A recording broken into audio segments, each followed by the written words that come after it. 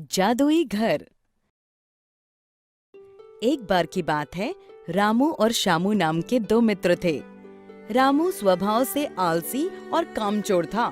वो हर वक्त कोई काम करने या मेहनत करने से पीछे हटता था। रामू की माँ अक्सर उसे डांटती रहती। अरे कल मुहे कुछ काम कर ले, कब तक घर पर दिन भर बैठा मुफ्त की रोटियां तोड़ेगा, जब देखो सोता रहता है निकम्मा। अरे माँ, क्यों सारा दिन मुझ पर चिल्लाती रहती हो? कर लूंगा काम, अभी तो मेरी सोने और खाने पीने की उम्र है।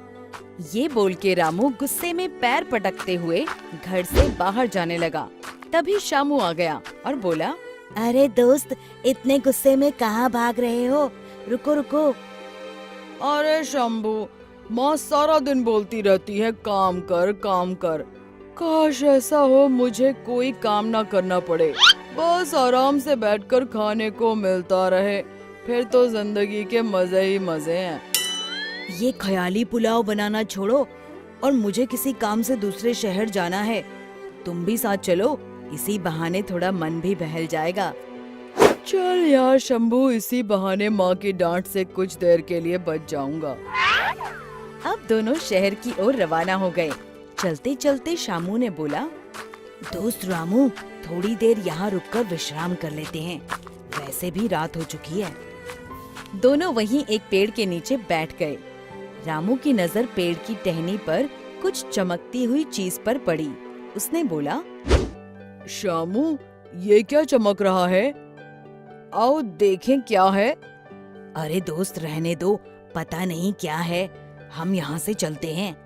तुम भी खामखा डरते हो, एक बार पेड़ पर चढ़कर देखें तो सही, आखिर है क्या। दोनों जैसे ही पेड़ पर चढ़ने लगे, तभी उन्हें एक आवाज आई, रुको। एक महात्मा जो वहीं नजदीक विश्राम कर रहे थे, उन्होंने दोनों को रोका और बोला, ये रोशनी उस जादुई घर से आ रही है जो उस पेड़ के पीछे बना है। रामू ने जब पेड़ की ओर देखा तो हैरान हो गया। जादुई घर? अब ये क्या है और इसमें इतनी रोशनी क्यों है? इस घर की एक खासियत है, इसमें रहने वाले व्यक्ति को कोई भी काम नहीं करना पड़ता और ना ही कोई मेहनत करनी पड़ती है। बस आराम से बैठकर खाओ और सो जाओ। इस घर में अपने आप सब कुछ उपस्थित हो जाता है, और वो भी बिना परिश्रम के। रामू की आंखों में एक चमक सी दौड़ गई और वो बोला, सच में महाराज जी, इस घर में रहने वाले व्यक्ति को कोई मेहनत का काम नहीं करना पड़ता। हाँ, बिल्कुल ऐसा ही है इस जादुई घर में। रामू ने मन ही मन सोचा, काश इस घर में रहने को मिल जाए, फिर तो आराम की ही जिंदगी गुजरे, ना कोई मेहनत करनी पड़े और ना रोज रोज माँ के ताने सुनने को मिले। रामू महात्मा जी से बोला, महात्मा जी, अगर मुझे इस घर में रहने को मिल जाए तो आपकी बड़ी कृपा होगी। हाँ, रह सकते हो, पर इसके लिए तुम्हें एक बात याद रखनी होगी। यदि तुमने एक बार इस जादुई घर में प्रवेश कर लिया तो फिर मेरे बुलाए बिना तुम कभी बाहर नहीं आ सकते। अब रामू सोचने लगा कि मुझे तो बस मेहनत करने से बचना है। ऐसे आलीशान जादुई घर को छोड़कर कौन आना चाहेगा जहाँ सब कुछ अपने आप मिल जाता है। दोस्त, ये तुम क्या सोच रहे हो? चलो चलते हैं यहाँ से, देर हो रही है। तुम जाओ, मैं अब इसी जादुई घर में रहूंगा। रामू जादुई घर में जाने लगा। उसने शामू की एक न सुनी। शामू क्या करता, वहाँ से मायूस होकर चला गया।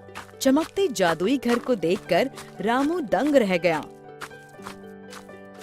जैसे ही उसने घर के भीतर प्रवेश किया, घर का दरवाजा बंद हो गया। रामू बहुत खुश था। उसने सोचा, बहुत थक गया हूँ, अब कुछ खाने को मंगवाता हूँ। मुझे भूख लगी है, कुछ खाने को दो। ढेर सारे पकवान रामू के सामने लग गए। रामू इतने ढेर सारे पकवान देखकर खुशी से चिल्लाया, इतने सारे पकवान, और वो भी बैठे बैठे, अब आएगा ना जिंदगी का मजा। भोजन करने के पश्चात रामू ने सोचा, थोड़ी देर सो जाता हूँ, बहुत नींद आ रही है। रामू सो गया। कुछ देर बाद वो सोकर उठा और फिर कुछ खाने के लिए मंगवाने लगा। फिर उसके आगे ढेर सारे पकवान आ गए। कुछ दिनों तक ऐसे ही चलता रहा।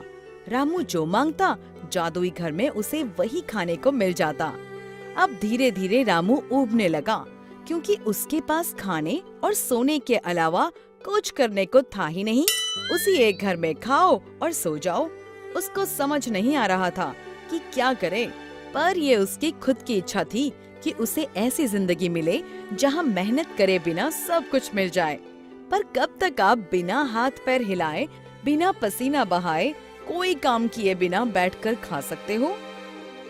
रामू जोर जोर से चिल्लाने लगा, महात्मा जी, मुझे इस घर में नहीं रहना, मुझे यहाँ से बाहर जाना है। मैं मेहनत करके कमा कर खा लूंगा, पर यहाँ तो मैं पागल हो जाऊंगा। माँ, मेरा मित्र शंभू कोई भी नहीं है, मुझे उनके साथ ही रहना है। महात्मा जी, मुझे वापस भेज दो मुझे महात्मा जी। चिल्लाते हुए अचानक से रामू को आवाज आई, अरे निकट्ठू, उठ जा, सूरज सर पर चढ़ाया है, कोई काम ढूंढ ले। अपने मित्र शंभू से कुछ सीख ले, वो कितनी मेहनत करता है। रामू टपक से उठा और घबराया हुआ बोला, माँ तुम, मैं जादुई घर से बाहर आ गया या फिर कोई सपना देख रहा था? रामू को समझ आ गया था कि बिना मेहनत किए जीवन बेकार है। शिक्षा, हमें हमेशा परिश्रम करते रहना चाहिए, क्योंकि परिश्रम का फल सदैव मीठा होता है। दोस्तों, हमें उम्मीद है कि आपको हमारी ये कहानी पसंद आई होगी। कृपया हमारे चैनल को सब्सक्राइब करें और सभी अपडेट्स के लिए बेल आइकन जरूर दबाएं। और हाँ, वीडियो लाइक और शेयर करना मत भूलिएगा। Bye bye.